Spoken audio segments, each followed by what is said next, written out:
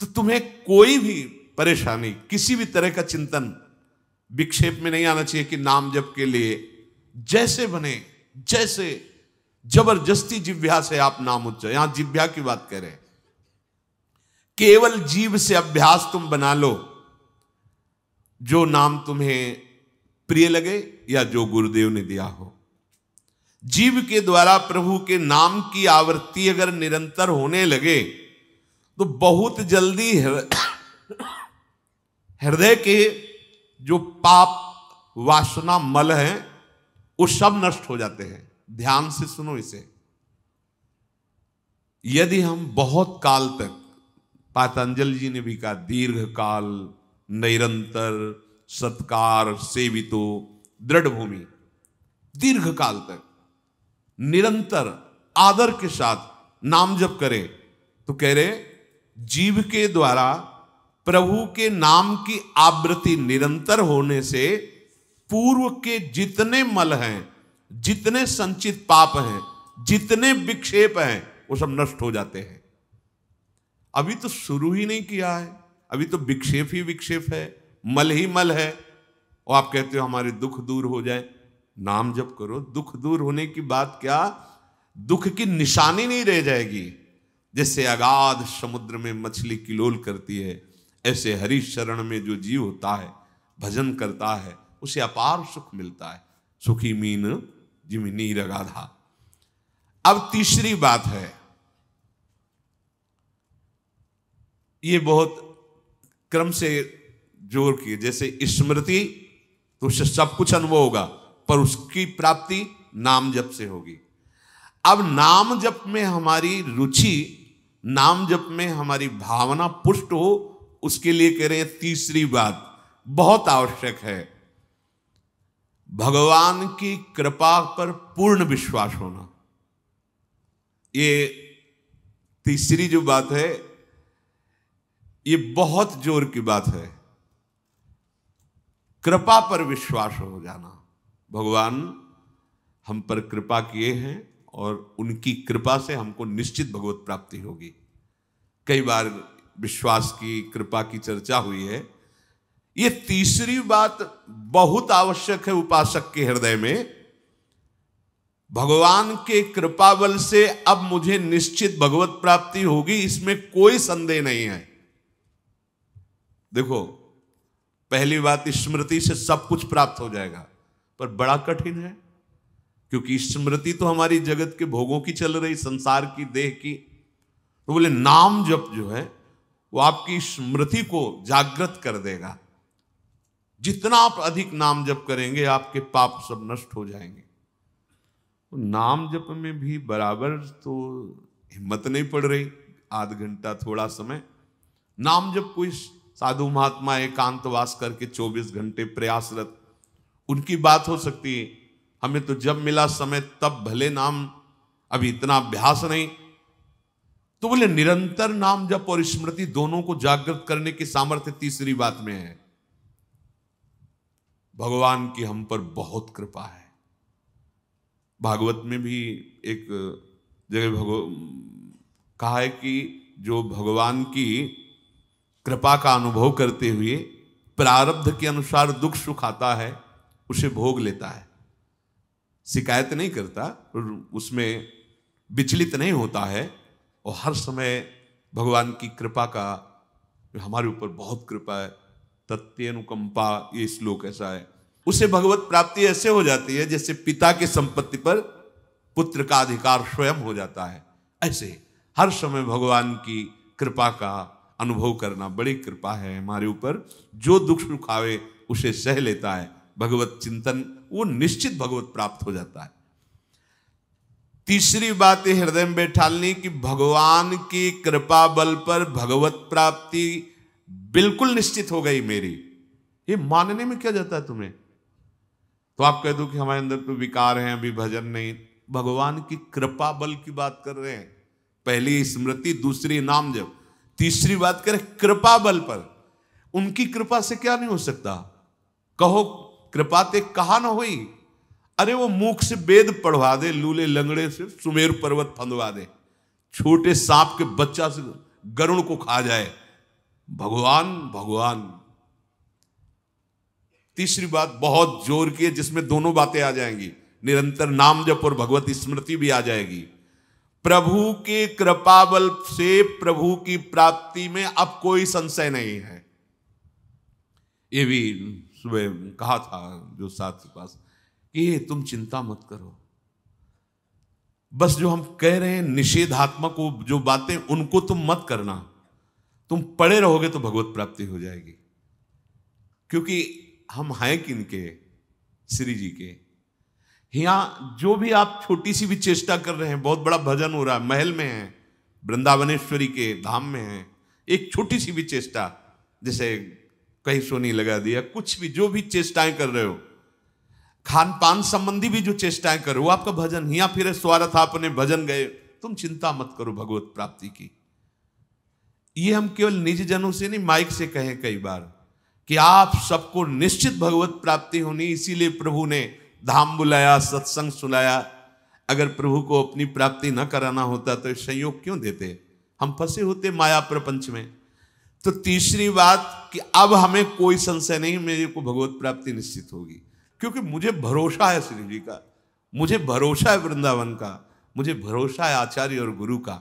अब ये बातें हमें डर पाओ मत। हाँ, हमारी कमजोरी है, हम अभ्यास कर रहे हैं भजन का, पर अब मुझे ये भय नर्क स्वर्ग अपवर्ग आसने ये आ गया भरोसे से, ये कृपा का भरोसा हुआ तो बात आ गई। मानो भगवान की प्राप्ति बस मेरे को हो ही गई, ऐसे रोज सोचना है। हे महापुरुषों के वचन है। तीसरी बात बहुत जोर की है, नाम जप और भगवत स्मृति इसी में आ जाएगी, क्योंकि भगवान की कृपा से सब कुछ हो जाता है। मुझे इस जन्म में भगवत प्राप्ति पक्का होगी, भगवान की कृपा बल से, प्रियाजू की कृपा से।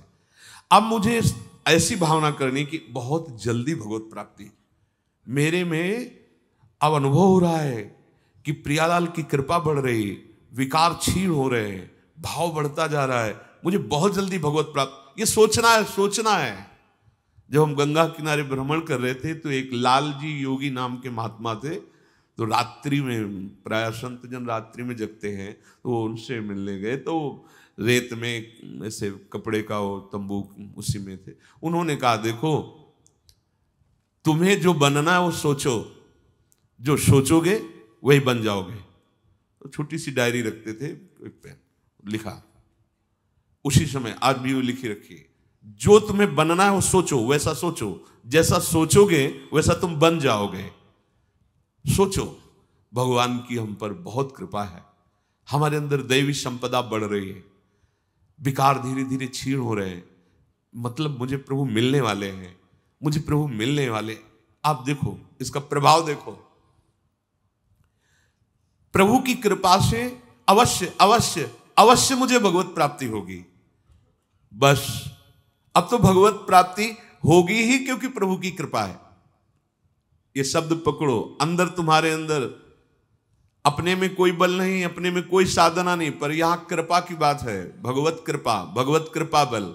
अपनी असमर्थता, बहुत अमृत में वचन है, अपनी असमर्थता, अपनी अयोग्यता, अपना अनाधिकारपन, ये है क्या? मैं अधिकारी नहीं हूं भगवत प्राप्ति का, मैं योग्य नहीं हूं भगवत प्राप्ति, मेरे में कोई सामर्थ्य नहीं, ये है। पर भगवान की कृपा से मुझे इतना विश्वास हो गया कि मुझे भगवत प्राप्ति होगी। अब क्या समस्या है? देखो, बहुत आनंद की बात है, मुझे भगवत प्राप्ति होगी भगवान की कृपा से, श्री जी की कृपा से। ये शब्द इतना असीम प्रभावशाली है कि आप जो ही ये बात हृदय पे लाएंगे तो आपके सारे दोष, विकार, विघ्न, अड़चने, बाधाएं ये नष्ट होती चली जाएंगी। ये देखो महापुरुषों के अनुभव होते हैं। मत चित्ता सर्व दुर्गाणि मत प्रसादात तरिष्यति, भगवान कह रहे, मत चित्ता सर्व दुर्गाणि मत प्रसादात तरिष्यति। सारे के सारे विघ्न, सारे के सारे दोष, सारे की सारी भगवत प्राप्ति में जो अड़चने हैं वो भगवान की कृपा प्रसाद से नष्ट हो जाएंगी और मुझे भगवत प्राप्ति होगी। मत चित्ता सर्व दुर्गाणी मत प्रसादात, साधन प्रसादात नहीं कह रहे यहां, समझो, मत प्रसादात तरिष्यति, तू तर जाएगा मेरे कृपा से। ये मेरे प्रभु की घोषणा है कि मेरे प्रसाद से, मेरे अनुग्रह से तुम्हारे सारे विघ्न नष्ट हो जाएंगे और तुम त्रिगुणात्मिका माया को लांघ करके मेरे को प्राप्त कर लोगे। बस मेरी कृपा पर विश्वास करो, मेरी कृपा पर मत चित्त बन जाओ। अपने चित्त को मेरे में अर्पित कर दिया। प्रभु की कृपा का भरोसा इतनी जल्दी दिव्य सद्गुण लाता है, ये पक्की बात है।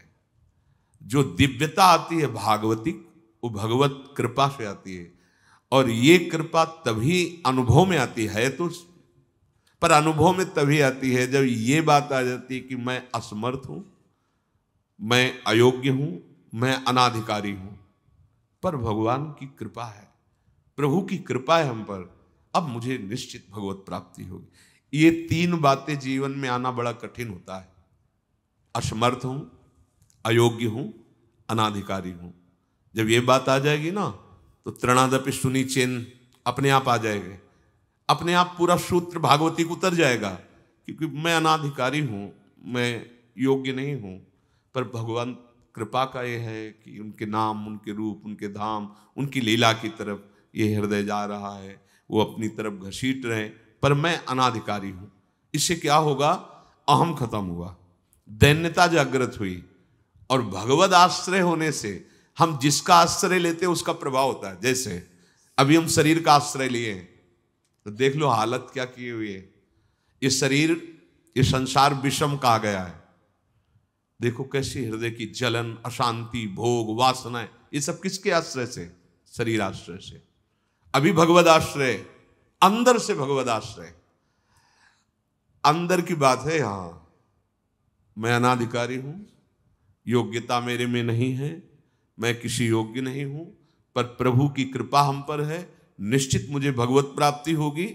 कह रहे इसका इतना बड़ा प्रभाव है कि इसमें जो सामर्थ्य जागृत होती है, भागवतिक सद्गुण जागृत होती है, वो किसी साधना से नहीं, इससे बढ़कर कोई दूसरा उपाय नहीं है। विश्वास भगवत कृपा पर। तुलसीदास जी भी महाराज कहते हैं कि वस्तुतः मेरे में कुछ नहीं है, पर है तुलसी प्रतीत एक प्रभु मूर्ति कृपामयी है। मेरे में ऐसा कोई सद्गुण नहीं कि मैं अपने प्रभु को रिझा सकूं, पर यह विश्वास है कि मेरे प्रभु कृपा में है, कृपा मूर्ति है। अपने साधनों पर जो विश्वास करता है, अपनी जितेंद्रियता पर जो विश्वास करता है, वो गिर सकता है। लेकिन जिसको अपनी अयोग्यता का भान हो गया है और प्रभु का भरोसा हो गया है, उसे कोई नहीं गिरा पाएगा, पक्का। बच्चा बन जाओगे, अयोग्य हूं, पर आपका भरोसा, तो कोई प्रश्न नहीं आएगा जीवन में।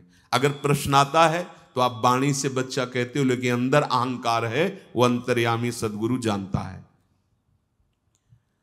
मोमन कबहु तुम्हें ही ना लागो, ज्यों छल छाण स्वभाव निरंतर रहत विषय अनुराग। अगर हम अपने साधन की बात करें तो वह अच्छा साधन तो विषय का कर रहा है मन। देखो हम कभी पद्मासन लगा के किसी विषय का ध्यान नहीं करते, बहुत सुंदर बात। मोमन कबहु तुम्हें ना लागो, ज्यों छल छाणी स्वभाव निरंतर रहत विषय अनुराग। भक्ति में तो छल कर रहा है, लेकिन विषय चिंतन में छल नहीं कर रहा है, ईमानदारी से, सच्चाई से विषय चिंतन कर रहा है। मेरा मन हे प्रभु कभी आप में ऐसे नहीं लगा जैसे विषय में ये छल छाड़ कर स्वाभाविक लगता है। विषय में कभी किसी को मन लगाना नहीं पड़ता है। देखो, विषय में कभी किसी को मन लगाना नहीं पड़ता, स्वाभाविक लगा रहता है, निरंतर लगा रहता है। और अटल लगा रहता है। देखो, अटल का मतलब बस वो यही शब्द स्पर्श रूप रसगंध इन्हीं में घूमेगा। कभी वो हट करके ऐसे प्रभु में लगा जैसा विषयों में लगा है। ज्यों छल छाण स्वभाव निरंतर रहत विषय अनुराग्यो। मेरे मन की दशा, मेरे इंद्रियों की दशा आपके अनुकूल नहीं है प्रभु, ये विषय के अनुकूल है। पर प्रभु मेरे मन में एक विश्वास हो गया है कि आपकी मूर्ति कृपामयी है और जीव ने नाम की ओट लई है तुलसी परतीत एक प्रभु मूर्ति कृपामयी है और नाम की ओट जीव ने ले ली है। बस अब सब कुछ हो जाएगा। चौथी बात, प्रत्येक प्राणी में, संसार की प्रत्येक वस्तुओं में मेरे प्रभु समाये हुए हैं। यहां सिद्धावस्था आती है। ये तीन बातें बहुत जोर की। पहली है भगवत स्मृति, इसी में सब कुछ हो जाता है, पर बड़ा कठिन है। इसलिए नाम जप जिह्वा के द्वारा, उसमें भी बहुत, कहां रोज नाम महिमा सुनते हैं, इतनी प्रीति कहां हो रही। तो बोले तीसरी बात पकड़ लो कि हम पर प्रभु की बहुत कृपा है और भगवत कृपा से मुझे इसी जन्म में मुझे भगवत प्राप्ति होगी। चौथी बात, ये बहुत ही आवश्यक है, क्योंकि अगर ये नहीं तो भजन करना कठिन, बचाना कठिन, पचाना कठिन। इससे भजन तुम्हारा पच जाएगा, तुम सिद्ध हो जाओगे। जैसे चावल सिद्ध हो जाता है तो कहीं भी दबाओ उसमें कड़ापन नहीं रहता, ऐसे जो सिद्ध हो जाता है तो उसके हृदय में कठोरता नहीं रहती। प्रेम से द्रवित हृदय होता है। कठोर हृदय में ही काम क्रोध लोभ मोह मद मत्सर रहते हैं, शुष्क हृदय में, द्रवित हृदय में नहीं रहते। प्रत्येक प्राणी, संसार के प्रत्येक वस्तु में मेरे भगवान विराजमान है। कोई ऐसी जगह नहीं जहां भगवान ना हो।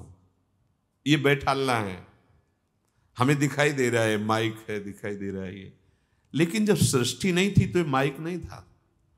जब सृष्टि नहीं रहेगी तो माइक नहीं रहेगा। बीच में माइक जो दिखा रहा है कौन?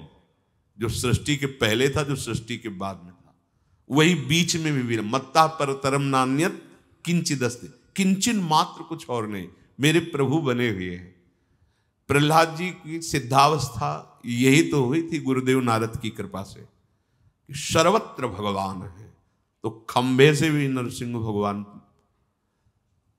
नामदेव जी कुत्ते से भगवान को प्रकट कर लिया, श्वान में भी भगवान, भूत में भी भगवान। ये चौथी सिद्धावस्था है। उपासक को ये विचार हर समय रखना है कि हमारे सामने जो वस्तु है इस रूप में भगवान ही है, कुछ भी ऐसा नहीं, सब कुछ स्वयं भगवान बने हुए हैं। सच्ची बात है, वही बने हुए हैं। ये छुपा छुपी का खेल खेल रहे हैं, बस आपको पहचानना है। मैं फिर दोहरा के बात कहता हूं, आप इस बात को पकड़ लीजिए। आपके सामने कोई भी कार्य की वस्तु आए या व्यक्ति आए या दृश्य आए, आपको सबसे पहले उसमें भावना करनी है, मेरे प्रभु विराजमान। जैसे हरिवंश महाप्रभु क्रूर है, पापी है, दुष्ट है, संभाषण योग्य भी नहीं, पर उसके हृदय में राधा वल्लभ लाल हैं, भावना को, ये बहुत जल्दी काम बन जाने वाली बात है। मानो आप गृहस्थ में, आपका लड़का सामने आया, आपकी पत्नी सामने आए, आपके कोई मित्र सामने आए, आपको पहले याद करना है इनके हृदय में राधा वल्लभ लाल विराजमान। वस्तुता वही है पूरे, पर हमें पहली भावना करनी है। ये वृक्ष सामने, वृक्ष तो है, पर इस वृक्ष के अंदर प्रभु हैं। अगर प्रभु ना होते तो इसकी सत्ता ही नहीं है, प्रभु विराजमान है। अब मेरे इष्ट देव इसके हृदय में विराजमान है, पर मुझे जो स्वांग करने को मिला है, पिता का, पुत्र का, जो भी, बिल्कुल स्वांग वैसे ही करना है। अगर मालिक का स्वांग करना है तो हम नौकर से बर्ताव वैसे ही करेंगे, जैसे पुत्र से बर्ताव, पत्नी से बर्ताव, पर अंदर भाव देखना है, मेरे प्रभु इसके हृदय में विराजमान है, मुझे ये सेवा दी है। आपका यदि स्वांग सही निकला देखो, स्वांग से निकलने का मतलब आप में ये कभी भाव नहीं आना चाहिए कि मैं पिता हूं। पिता का स्वांग कर रहा हूं, सामने आराध्य देव पुत्र के रूप में है, तो डांटना भी वो पूजा हो जाएगी भगवान की। महाप्रभु चैतन्य देव जी के पिताश्री को स्वप्न में एक दिन एक दिव्य महापुरुष प्रकट होकर बोले कि तुम निमाई को डांट रहे थे, पता है वो कौन है? डांटना ठीक नहीं। तो उन्होंने कहा, देखो प्रभु आप कौन है तो मुझे पता नहीं, पर हमारे पुत्र रूप में वो आए हैं, तो अभी तो डांटा है, अगर आवश्यकता पड़ी तो चपत भी लगाएंगे, क्योंकि ये सौभाग्य देने के लिए प्रभु आएंगे। तो हमें जो स्वांग मिला है वो तो कर रहे हैं, पर सामने देखना है कि गुरु का स्वांग दिया है, पर स्वयं जगत गुरु सामने शिष्य रूप में बैठे हैं। पुत्र, पत्नी, परिवार, व्यवहार, मेरे प्रभु इन रूपों में विराजमान है।